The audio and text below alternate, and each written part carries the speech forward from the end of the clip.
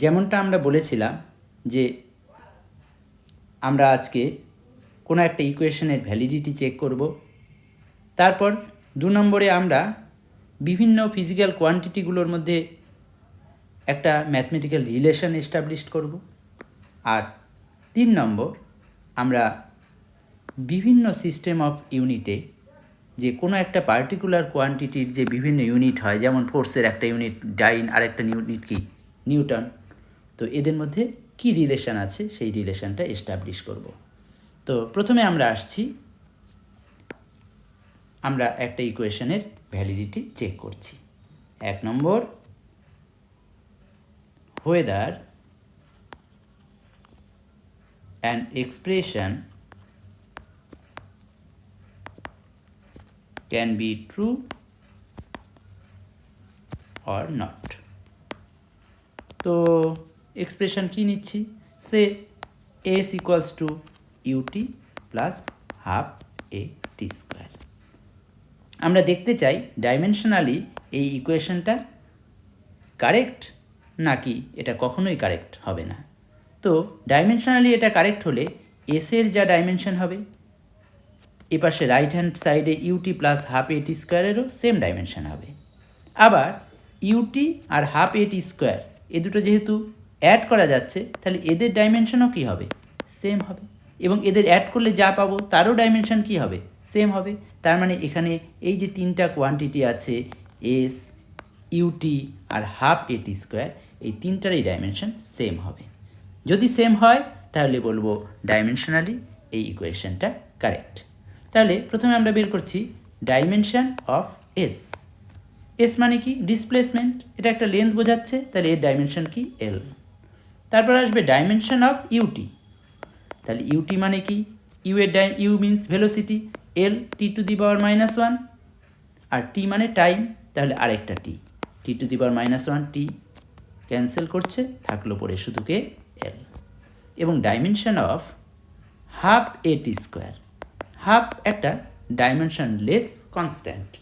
বলে রাখি এই ক্ষেত্রে, যেমন হাফ একটা ডাইমেনশনলেস কনস্ট্যান্ট, সেরকম ডাইমেনশন থাকা কোনো কনস্ট্যান্টও কিন্তু হতে পারে, যেমন জি গ্র্যাভিটেশনাল কনস্ট্যান্ট, এটা কিন্তু ডাইমেনশন আছে। যাক, তো হাফ এ টি স্কোয়ার, এটা ডাইমেনশন কি আসছে, হাফের তো কোনো ডাইমেনশন নেই, এর ডাইমেনশন কি, এ হলো acceleration, L T to the power -2, আর টি স্কোয়ার মানে টি এর স্কোয়ার। তাহলে আলটিমেটলি এখানেও টি square T to the power -2 কেটে গেল, থাকলো পরে এখানেও কি, এল।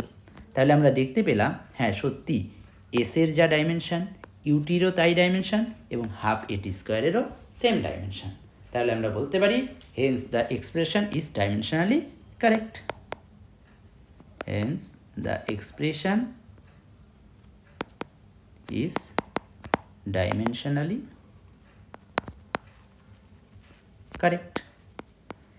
এভাবে বিভিন্ন ইকুয়েশনকে আমরা ডাইমেনশনালি চেক করতে পারি। তবে হ্যাঁ, ডাইমেনশনালি এটা যদি ঠিক হয় তার মানেই যে এক্সপ্রেশনটা ঠিক হবে তার কিন্তু কোনো সিওরিটি নেই। কিন্তু ডাইমেনশনালি যদি এটা ভুল হয় তাহলে কিন্তু অবভিয়াসলি ইকুয়েশনটা কখনো ঠিক হতে পারে না, ভুল হবেই।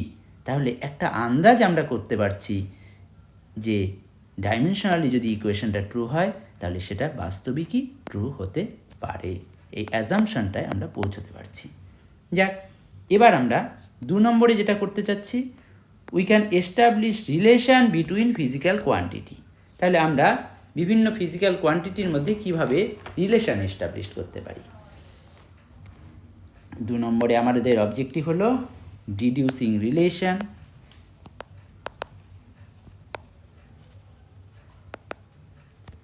among different physical quantity।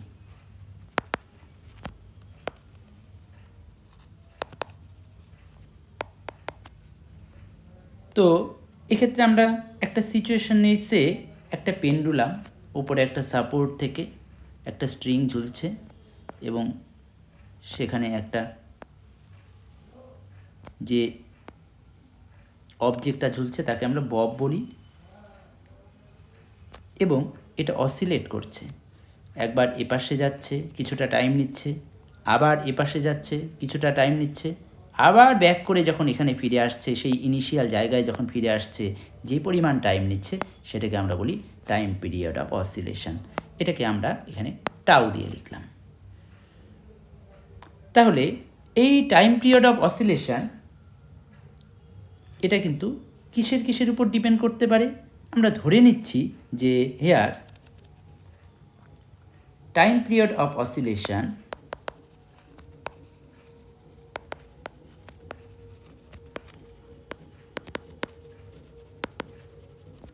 depends on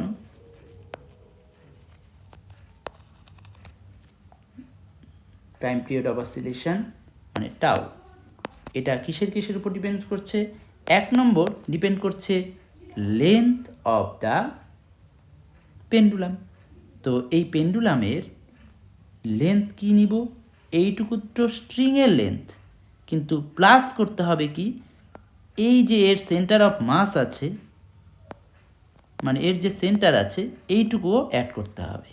তার মানে ধরে নিলাম এটা এই যে এত বড় পেন্ডুলাম বব, তাহলে এই যে এর সেন্টার আছে, তাহলে এর যে রেডিয়াস এটুকুও অ্যাড করতে হবে। তাহলে স্ট্রিংয়ের লেন্থ প্লাস এটুকু লেন্থ, এই টোটাল লেন্থটাকে আমরা নিব এল, এবং এটাকেই বলা হয় এফেক্টিভ লেন্থ। তাহলে effective length of the pendulum, এবং এফেক্টিভ লেন্থটাকে যদি আমরা এল দিয়ে এক্সপ্রেস করি, তাহলে কিভাবে ডিপেন্ড করছে?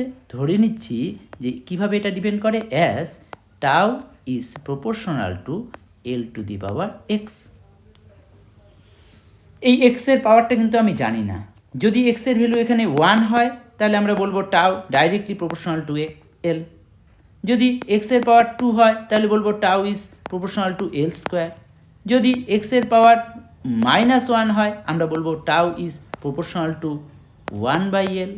কী হবে আমরা পরবর্তীতে তা জানতে পারবো। তো এখন আপাতত 2 নম্বরে চলে আসি। আর কিসের উপর ডিপেন্ড করতে পারে? এইখানে যে ববটা আছে, যার অসিলেশন হচ্ছে, তার মাস সে এম। তাহলে 2 নম্বর যেটার উপর নির্ভর করছে, মাস অফ দ্য বব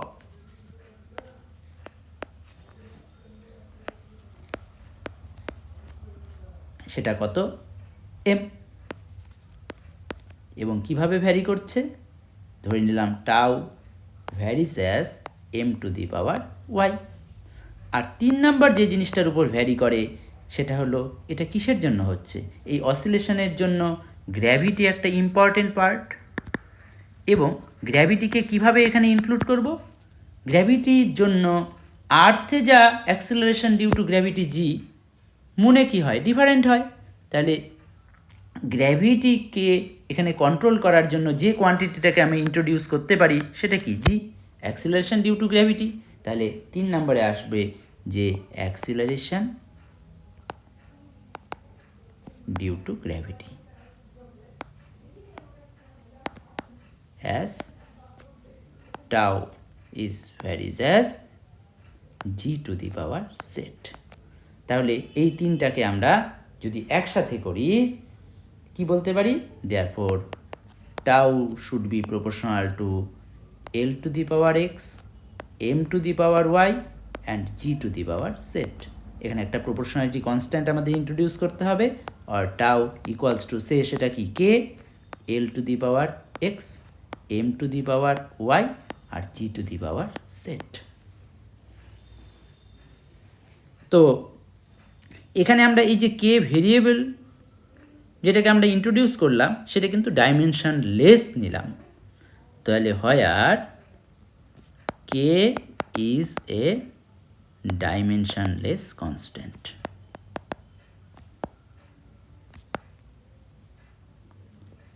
আমরা এখানে রিলেশন ডিরাইভ করার জন্য যে মেথডটা নিচ্ছি সেটা কি?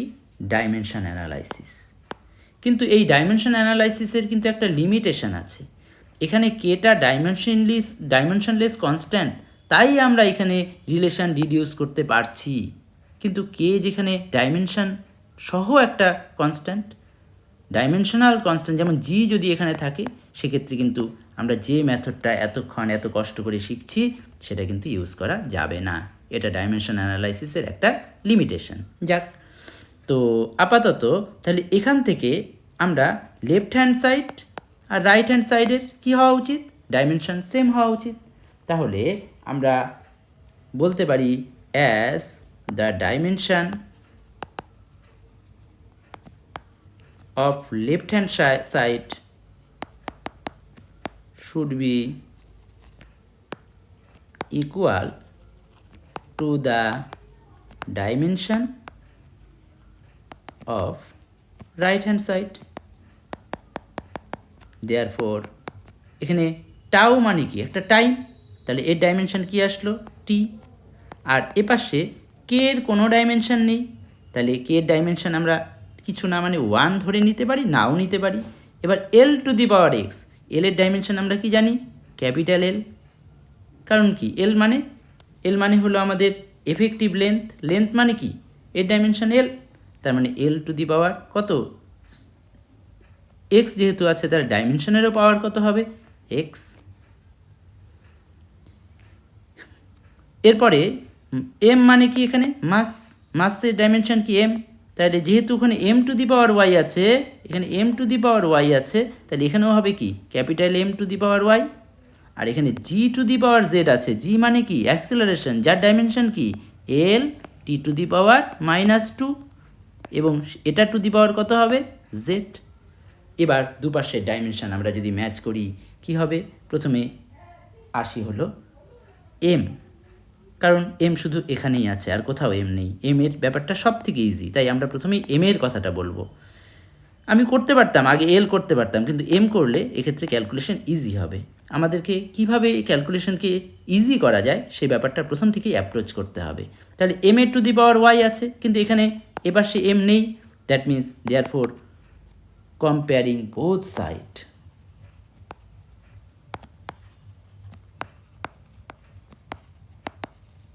উই গেট কি পাই?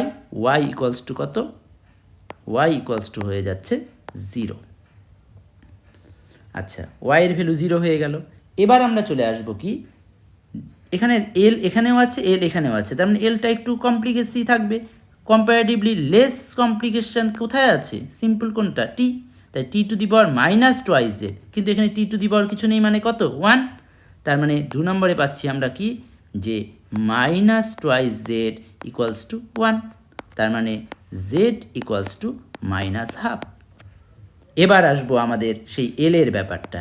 এখানে এল টু দি পাওয়ার এক্স, আর এখানে এল টু দি পাওয়ার কিছু নেই, কিন্তু ওই যে জেড আছে, তার মানে এক্স প্লাস জেড, তার মানে x plus Z.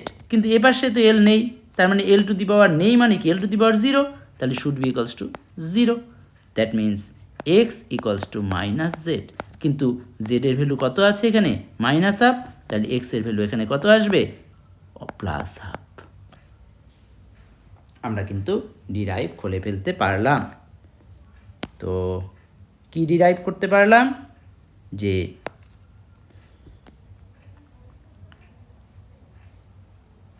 X equals to 1/2,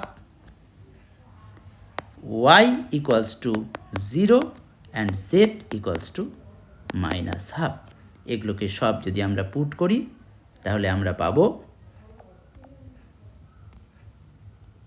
কি? পাচ্ছি তাহলে আমরা এই যে এটাকে আমরা ইকুয়েশন 1 দিয়ে নিলাম, তাহলে পাচ্ছি tau equals to K, K এর মতনই থাকলো, L to the power X, X means 1/2, M to the power Y, Y means 0, G to the power Z, Z means -1/2।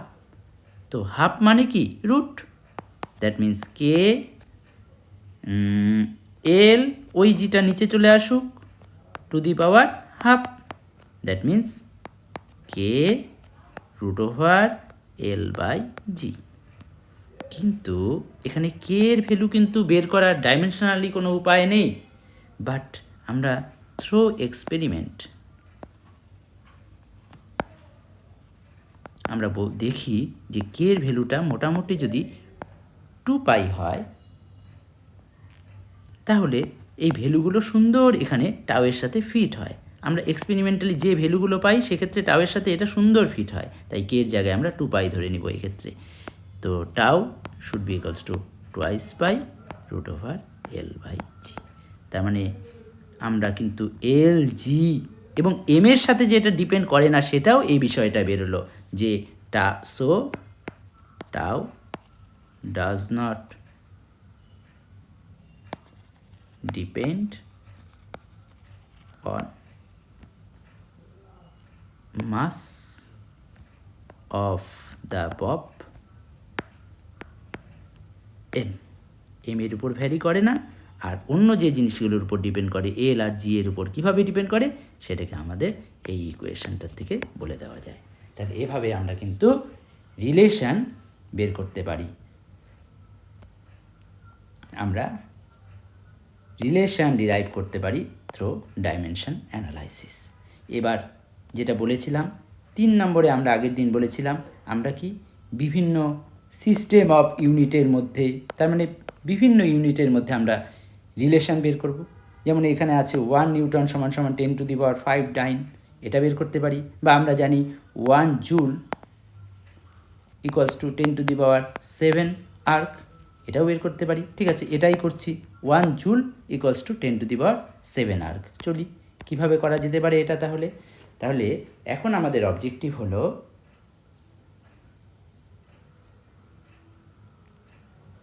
ডিরাইভিং relation, এটা third topic, between units in one system to another. তো এনার্জির ক্ষেত্রে আমরা বের করছি, এবং এনার্জির ক্ষেত্রে এসআই সিস্টেম কি আর সিজিএস সিস্টেমে ইউনিটটা কি এনার্জির। এসআই হলো জুল আর সিজিএসএ হলো আর্ক, এবং ধরে নেই 1 joule equals to N erg. যদি আমি এন এর ভ্যালুটা বের করতে পারি তাহলে আমি রিলেশন বের করতে পারবো, বলে দিতে পারবো। তো এর জন্য আমাদের ডাইমেনশন দরকার কার, যেহেতু এই ইউনিট দুটো কিসের, এনার্জির, তাই আমাদের এনার্জির ডাইমেনশন বের করতে হবে। তাহলে dimension of energy,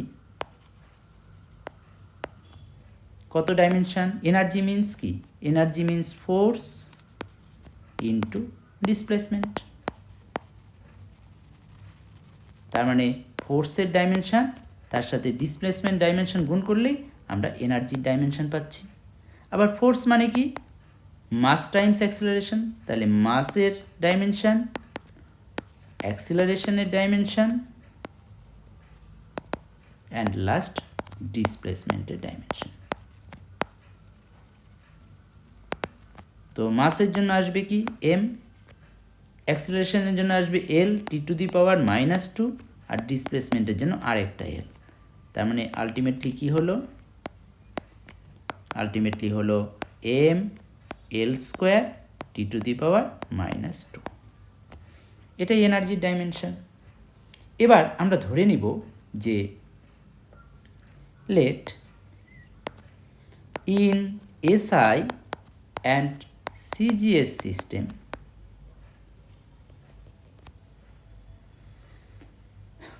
the unit of কোন জিনিস, মাস, লেন্থ অ্যান্ড টাইম, আমি এই সেটটা ধরে নিলাম। তার মানে এই সেটটার এসআই সিস্টেমে ইউনিট কি, আর এসআই সিস্টেমে ইউনিটটা ধরে নিলাম M1, L1 and T1, T1, and CGS সিস্টেমে ধরে নিলাম এটা M2। তার মানে কি মাসের ইউনিট সিজিএস সিস্টেমে M2, লেন্থের ইউনিট সিজিএস সিস্টেমে L2 এবং টাইমের ইউনিট সিজিএস সিস্টেমে T2। এটা আমরা ধরে নিলাম। এখন ওপরে আমরা কি নিয়েছি আবার 1 জুল মানে এন আর্ক, তাহলে as 1 joule equals to N erg তাহলে 1 ইন্টু জুল, জুল মিন্স এই ডাইমেনশানে আমার ইউনিটগুলোকে সেট করতে হবে, তাইলেই আমি জুলকে পাবো। তাহলে এই ডাইমেনশানে এই ইউনিটগুলোকে সেট করলে কি পাবো, এম এর জায়গায় আসবে M1, তার মানে আসলো M1, এল এর জায়গায় আসবে L1 স্কোয়ার, আর টি এর জায়গায় আসবে T1 to the power -2। Similarly N into R, কিন্তু এটা কি সব সিজিএসে হবে, তাহলে M2 L2 square R T2 two the power -2। তাহলে এন এর ভ্যালুটা কত আসছে, তাহলে দেয়ারফর এন ইকুয়ালস টু আসছে ওপরে M1 L1 square T1 to the power -2, আর নিচে আসবে M2 L2 square T2 two the power -2।